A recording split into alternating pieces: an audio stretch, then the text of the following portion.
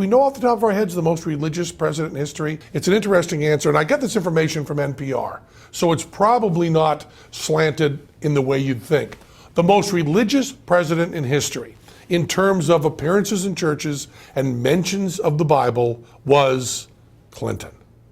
Bill Clinton is the most religious president we've had. He beats George Bush hands down, and he beats Carter, who, was a born-again Christian. He beats him hands down. I have tried with friends to say the most blasphemous sentence I can possibly say. And it does not come close to the blasphemy of Michelle Bachmann saying that earthquakes and hurricanes were the way God was trying to get the attention of politicians. I cannot imagine a serious religious person reading that quote or hearing that quote and saying, yeah, right on. It is solipsistic, it is opportunistic, it is cynical. It is deep and it is wrong and it is an insult to religious people everywhere. For an atheist, it's a burlesque. It's a little bit of a joke. You can dismiss her. But I can't see it as an atheist. I see it through my father's eyes. My father was a Christian his whole life. And if he had heard Michelle Bachmann say that, he would have looked away from the TV. The idea that you would lightly state that people were suffering and dying in order to prove that God was on the side of one politician is sickening. The only reason that Bachmann and Rick Perry are able to say this stuff is because of a magic word. And this magic word is Christian. And if you look back in history, the word Christian doesn't really appear in the way we use it today until the anti-abortion debate in the 60s. When you had 1890, end of the 19th century, your top three highest paid speakers, the highest paid speakers were atheists speaking about atheism. Robert Ingersoll, number one, Mark Twain, number two, Huxley, number three. Ingersoll was the great infidel, the great skeptic, the atheist. Mark Twain, of course. And these are people speaking on, he was not reading from Huck Finn. He was reading from Letters from Earth. He was reading atheist stuff. And Huxley, of course, Darwin's pit bull, I guess bulldog at that time. There was a real sense of atheism being an important point. They were invited to the White House. And the reason was that Catholics were terrified of Baptists, who were terrified of Pentecostals, who were terrified of Lutherans, who were terrified of evangelicals, the whole list. There wasn't a feeling of Christian. The founding fathers were very afraid of Baptists taking over from the Pentecostals. Everybody was afraid of the Catholics. So you had this divided thing. If we still had that, if we still were dividing people by sex, like we should be, sects, like we should be, one of the largest groups in this country would be atheists. By the USA Today poll, I think it was 22%, 20%. Even the lowest polls put it at 8, okay? The next highest would be Catholics, and they'd be knocking around 20. Then you've got all your divided up categories. And then abortion happens, legalized abortion, and some very smart people, very forward-thinking people, decided we can never fight abortion if it's the Catholics fighting the Protestants, or fighting the Baptists, fighting the Pentecostals, fighting it. We have to get them under one tent. And there's a great book on this called The History of Free Thought. These are not my ideas. They pull this tent together and they kind of create the word Christian. And then Carter, with Born Again Christian, really helps with the word Christian.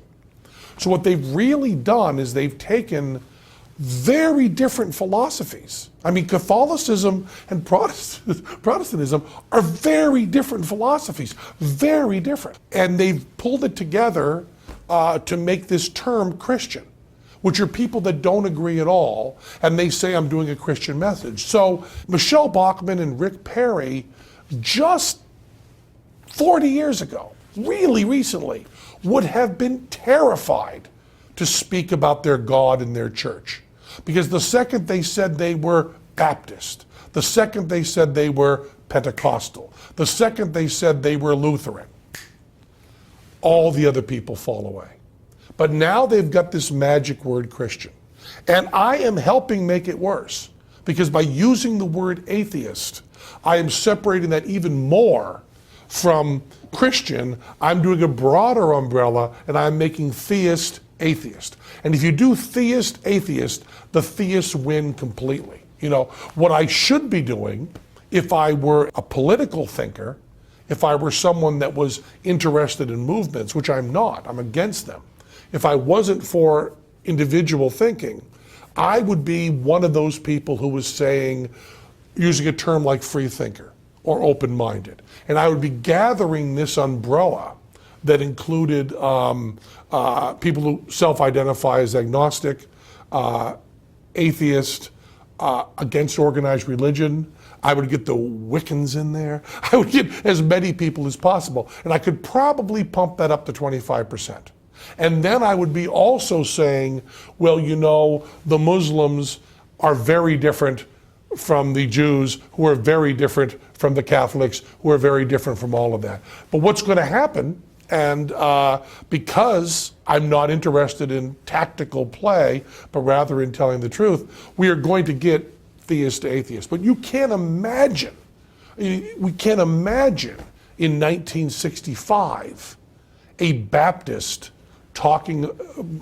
politician talking about religion and where they go to church if they have to use the word Baptist. It's using the word Christian that allows this craziness to happen. It fascinates me that you can have the Bible Belt and you can have a court trial, and we've seen this. I'm going to use it hypothetically, but you'll know the specifics I'm talking about. You have a Bible Belt where you can have a born-again Christian judge. Born-again Christian judge.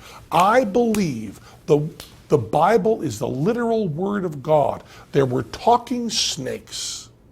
There were talking snakes and virgin births, burning bushes, and Abraham being willing to kill his son for God. He believes that. The jury is made up of 12 people who, let's say 10 of them believe that. And 2 of them believe that, but a little less. Your prosecuting attorney believes that. The people that are sitting in the courtroom believe that. These are all people that know each other in church. And the person on the witness stand says that she killed her 3 children in cold blood because God told her to. And every single person in the courtroom decides whether she is guilty or not guilty by reason of insanity. Those are the 2 choices they weigh. And nobody, not the defense attorney, not the judge, not the jury people, not the people in the gallery, not one person stands up and goes, maybe God told her to. It's less weird than the talking snake. Maybe God told her to. And in this country, which they say over and over again is founded on Christian values, and I'll give them that. Founded on Christian values. Okay, it is. Fine. This country, founded on Christian values, has guilty, not guilty, not guilty by reason of insanity, end of list. There is nothing that says not guilty because God told me to. And why? Why isn't that there?